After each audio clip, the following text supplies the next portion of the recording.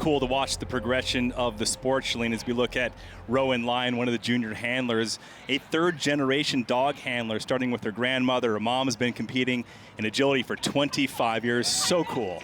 So cool. That story just makes me smile. How much they love it out there and being with their dog. And talking about the bond, that's really what this is all about. Being out on the course is achievable by any dog. They have the skills naturally, but it's the journey that you go on and the time you spend to train the obstacles and work together to get to this level. Totally agree. As we kick things off in this small dog agility competition, Fizz blazing through the weave pole section nicely. Obviously can get through the tunnels with the size. Great run going so far. Oh, and I spoke too soon. The tunnel was it. Okay, let's get him back on track. We're gonna have some fault seconds added on to that run for the mistakes there going to the wrong obstacle. Well, the crowd loved it here in Clearwater. 74.77 will be the time. The discrimination got Fizz here. She went to the tunnel instead of going over the A-frame, but that's really kind of a self-reinforcing thing by genetic makeup since they're bred to go down into holes. All right, Abby Zerb now with her dog Kiwi, the 5-year-old female Sheltie. She got started at the age of 6. And she talks about like how Kiwi's able to follow her body movements. That's where they said they have a bit of advantage. What does that mean, Shalene? Well, it's all about where you are physically on the course and about your verbal commands. So if her body positioning is how they've trained for Kiwi to watch, to know where to go, to when to make the turns, and what obstacle to attack next, that's really how they communicate out there. And communication, again, is the key to this event.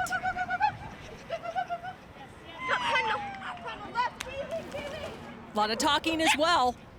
Well, great communication. They knocked down that bar, so we'll have 5 seconds added on, coming through the finish with a great time of 39.87, even with the 5 seconds added on from the faults. But wow, that'll put them on top of the leaderboard for now. Super fast. Abby's body positioning off there to the right, which made Kiwi turn super tight around that jump and just knock the bar. Junior handlers putting on a show today. Brittany Imhoff next to drop onto the course with Witcher, the 2-year-old male miniature American Shepherd. Now, Brittany, a multi-world team member. Clearly, they have the goods to make the national championship finals here in Clearwater. Need to have a clean run, though, Shalene. Absolutely. There's really 3 C's that have to happen out here. Connection, you have to have your dog's attention, you have to have the commitment to the line that you're setting, and the cue. You have to be able to cue your dog to the next obstacle. There's a stall there on the end of the teeter-totter, making sure that yellow contact is touched, and of course the teeter has to hit the ground before the dog jumps off. So that was really a safety maneuver for Witcher. Up and over, full throttle through the finish. The 10 seconds added on will cost them 46.14, so they're in second at the moment. The 10-second fault came here on the dog walk. Witcher just anticipated the turn too early and jumped off before touching that yellow contact zone. 2 teams left, beginning with Dan Hattie and his dog Ripple. 10 years old, Shalene, the female Boston Terrier, trying to capture a spot to the national championship finals. Beautiful day in Clearwater as they set onto the course. You may notice that the height of the jumps and the height of the tire are a little bit lower because it corresponds to the height of the dog. They take their measurement at the height of their shoulder blades, at the withers, to set those heights so that the course is fair for the different sizes. And of course the size matters on the teeter, having to wait until it hits the ground to jump off. Ripple really taking cues very well out here. You can see that she's a methodical worker, clean through the jumps and turns. And more importantly, Shalene, having so much fun out here on this agility course. Coming through, look at this, 0 faults. 41.08. Ripple and Dan move into second. Love to see that. Going through the weave poles in small dog style where they hop through with both legs together. And then because of her small size, Ripple has to walk out to the end there to get the teeter to touch the ground before jumping off.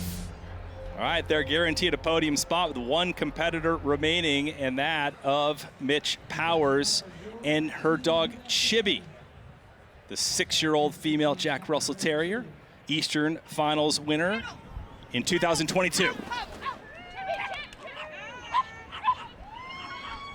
good communication and quick so far through the course. Chibi means Japanese for small, little. Waiting for that to touch the ground. A little hesitation there to get direction on where to go next, but so fast. She really maximizes Chibi's abilities out here on the course. And it's clean. 39.87 is the time to beat. Did they do it? Looks like zero faults. Yes, 32.99. They'll grab the win. What an impressive run, straight on. Seeing that focus and determination, all of the striding perfect to go up over the apex of the A-frame like that, shaving off fractions of time. And check it out, all 5 dogs on this leaderboard, fueled by Pro Plan, led by Chibi and Mitch Powers. There was Sean. Rocking through the course and the fastest of all the small dogs, Chibi. Now talk about this course. There's some difficult sections in here. Yeah, especially coming off near the end. You have the tunnel and the A-frame, and you're out there for a little bit and getting the dogs. They love to go to the tunnels, and calling them off the tunnel after they just went into the tunnel is a difficult part. It was a nice course with some challenges out there. I just love her. She's so much fun. She's a cuddle bug, but yet she'll work all day. She just loves it, and she's eating it up. She loves this. She's hamming it up.